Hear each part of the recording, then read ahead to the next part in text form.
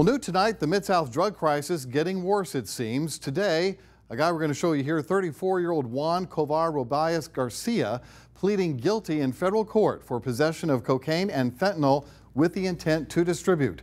Garcia was found with 990 grams of cocaine, 1 kilogram of fentanyl powder, and 5,000 fentanyl pills as the Greyhound bus he was on pulled into Memphis last November.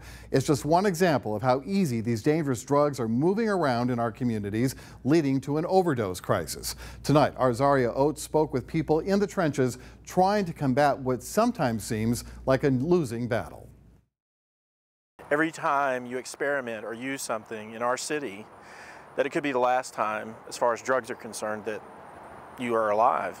Prompting us to look into exactly which drugs are contributing to overdoses. I have a friend that just died a couple months ago because he uses cocaine occasionally and it had fentanyl in it and he overdosed and died because he's by himself. Many outpatient clinics still seeing fentanyl on a daily basis. Just the main things that we're seeing is fentanyl is the issue. They break down a little bit of what they have, whatever the substance may be, and they put some water in it and dissolve it, and then they test it to see if fentanyl is in it. But a newer drug claiming lives is xylazine, and it's putting the West Tennessee Drug Task Force on high alert. We are seeing a rise in fentanyl coming into Memphis. When you're doing fentanyl, of course, you've got naloxone and stuff that will counteract those.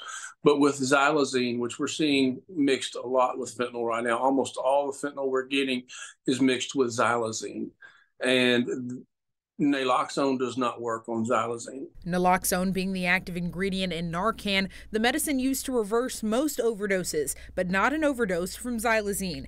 And if you aren't testing substances with test strips before using them, SOARS might be the only hint that what you're using is laced with xylazine. Xylazine is so new, right? And we were seeing actual open sores on a person's forearms and legs and inner thighs, on the extremities mostly. There has been some research done recently, and what they're finding out is that it doesn't matter how xylazine is ingested, it kind of populates on the limbs and it creates these sores. The West Tennessee Drug Task Force says it's working to continue patrolling high traffic areas to stop the distribution of drugs before it's too late. But the main thing is to let somebody know that you're using, don't use alone. Like I say, there's lots of opportunity for people to reach out and you can seek help. In Memphis, I'm Zaria Oates.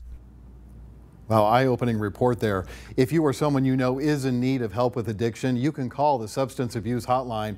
That number is at the bottom of your screen, 1-800-662-4357.